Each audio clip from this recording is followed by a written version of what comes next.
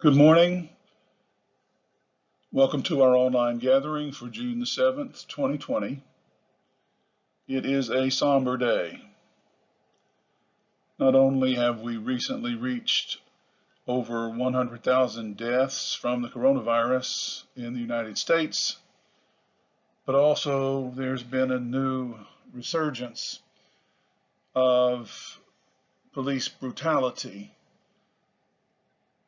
and the responses to that have been good and bad, the bad eclipsing perhaps the good in many respects. That is our focus today. That is our concern today. And I'm honored that you have joined with us to think through this complex problem.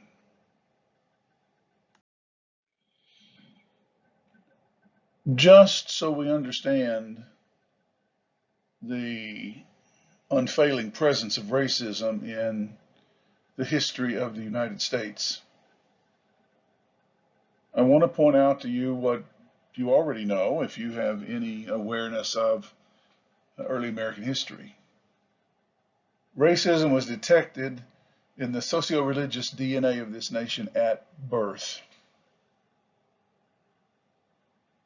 Antipathy toward Native Americans existed from the get-go, even though the white folks coming from Europe were the visitors. After 100 years of limited success battles, great disappointments, frustrations, embarrassments, humiliations for the suffragettes and their supporters. After 100 years, the 19th Amendment to the Constitution was finally ratified, and that was in 1920. In a couple of months, supporters of total freedom for women in this country can celebrate 100 years of voting rights for the female citizens of the United States. Not all will celebrate, either female or male. And by the way, at first, there were no voting rights for women of color. It was just for Caucasian women. And not many Southern men of color could vote at that time. Some could try, some few were successful, but the local laws and ordinances often found ways to keep Southern men of color from voting. Racism is heinous and hideous, but nearly impossible to eradicate.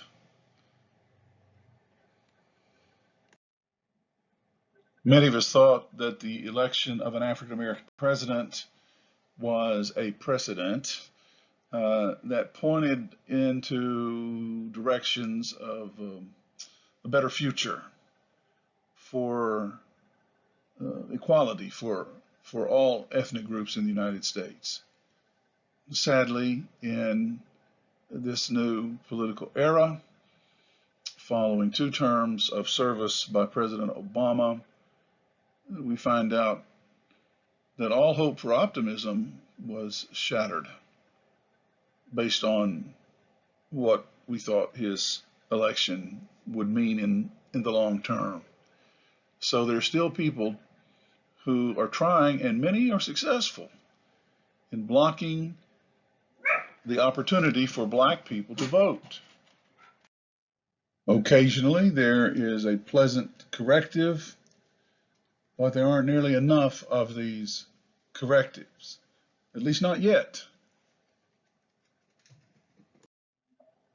If we listen carefully to the chatter of the racists across just the period of the history of this country, Racists want people of color to be voiceless victims. They want them to be there to be used and utilized when the white folks think that they can help them out, help the white folks out in whatever way they want. But they're clearly abusable like farm animals. I don't think animals should be abused either, but this is the mentality. Black people are abusable in the racist mentality, with nowhere to voice their protest or pain when they are abused, and that's exactly the way the racists want it. And racists have been successful tragically, shockingly, more often than most of us polite, liberal, live and let live types want to try to take in.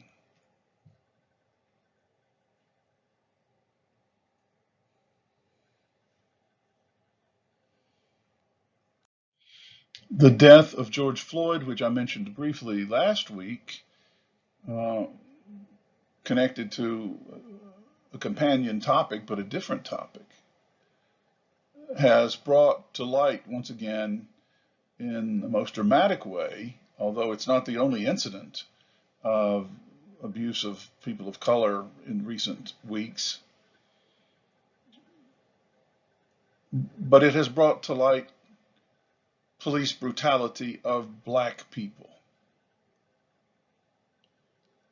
All kinds of excuses were given for the behavior of the police people surrounding his arrest and detainment.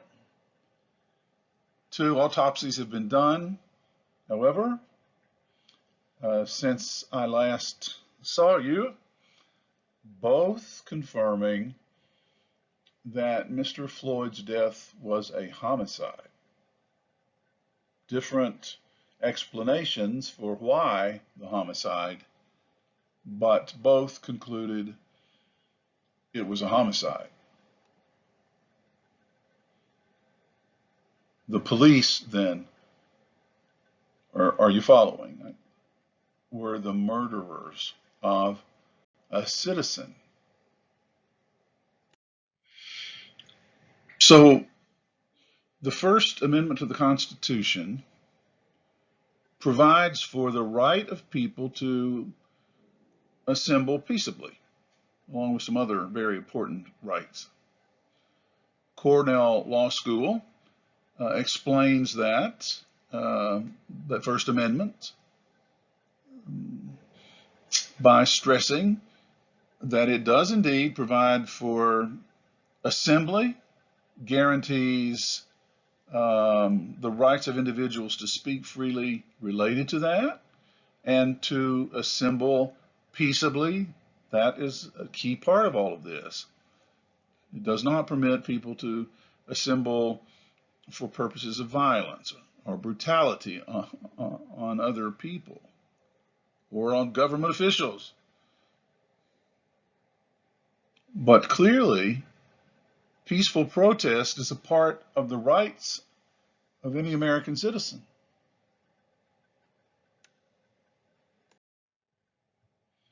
One of my deacons at the church I served in New Orleans, St. Charles Avenue Baptist Church, had a way of saying something when there was a big turn in the road about to happen. In terms of speaking, I mean. However, Ed Broussard would say, and we're at one of those turns. Yes, freedom of assembly is a right. However, we say again that violent protests are another matter.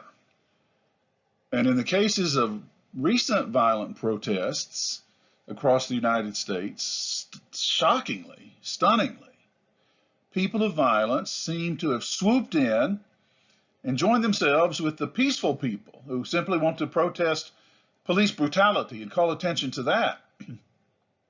The violent folk join the group and begin hurting people, doing damage to public and private property. They're there for the most part not because they have any interest in protesting police brutality, though they may not approve of police brutality or the death of Mr. Floyd, but they are not there to protest in any kind of constructive way whatsoever.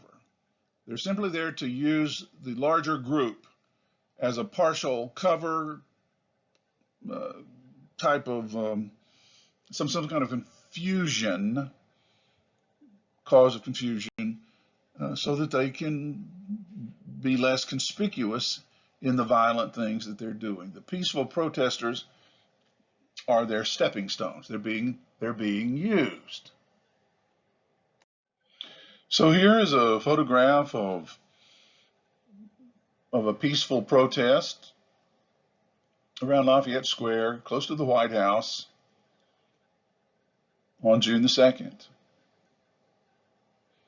Most of the people who are in this peaceful protest are also aware of the importance of public health, so they're wearing masks, not hurting anyone by any means.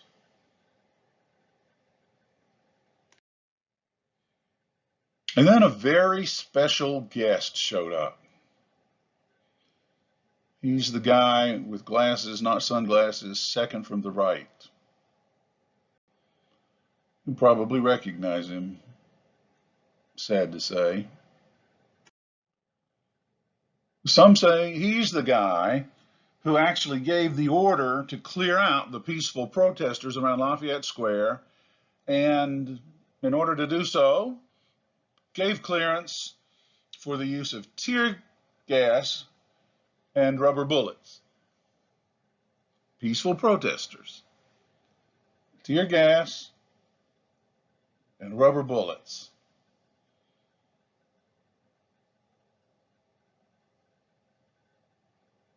He, if you don't know, is the Secretary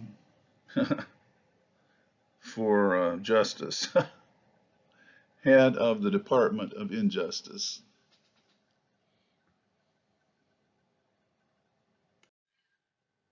And then suddenly it all made sense. The brave, courageous occupant of the Oval Office who had been in a bunker, although he swears he just visited it for a few minutes. Right. The brave occupant of the Oval Office wanted to walk in Lafayette Square, so everybody had to be thrown out. Well, that seemed for a few minutes to be the case. Nope, that wasn't the case at all. Trump was just going to the closest church, which happens to be St. John's Episcopal Church, the beautiful yellow church from which prayer gatherings break up before inaugural festivities begin for almost all presidents in the last many years. It's the closest church. Trump has been there once, maybe. Senator Collins also thought that. The associate rector was in the pulpit, a couple of, it was either Labor Day, a couple of Labor Days ago, or a couple of Independence holiday weekends ago. And Trump showed up, and the associate rector preached. We talked about that a little bit.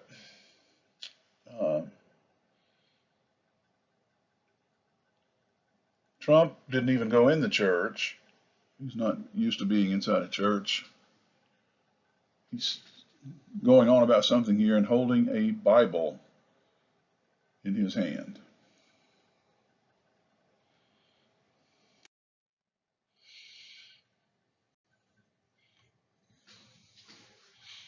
So he's standing in front of a church that he rarely attends. He rarely attends any church.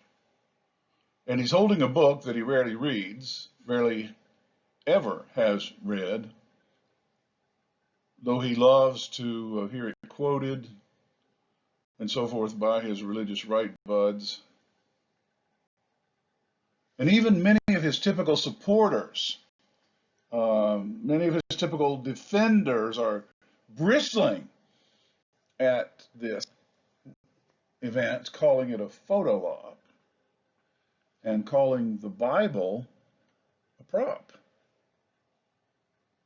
It wasn't his own Bible. A reporter asked him if that was his Bible. He said it was a Bible. We can conclude it was not his Bible. I would guess it was an Obama Bible, wouldn't you? One that the Obama family left behind. This antic meant nothing and absolved Trump from nothing. Meant nothing, absolved nothing. The Bible is not a good luck charm. The Bible is not a piece of armor. The Bible is not a membership card to prove membership in one of the religious right movements. Not one item in Trump's conversation related to George Floyd's murder, to broader police brutality, or the unconstitutionality of having driven away the peaceful protesters as he and Barr had arranged. Meant nothing, absolved nothing. Professor Samuel Jones is professor of law and an associate dean at the John Marshall School of Law in Chicago. He has said that policing in America has historically had racial implications. You can see, I'm reading from what you're seeing on the screen. The earliest forms of organized law enforcement in the U.S. can be traced to slave patrols that tracked down escaped slaves and overseers assigned to guard settler communities from Native Americans. And in the centuries since, many law enforcement agencies directly participated in antagonizing communities of color or providing for those others who did.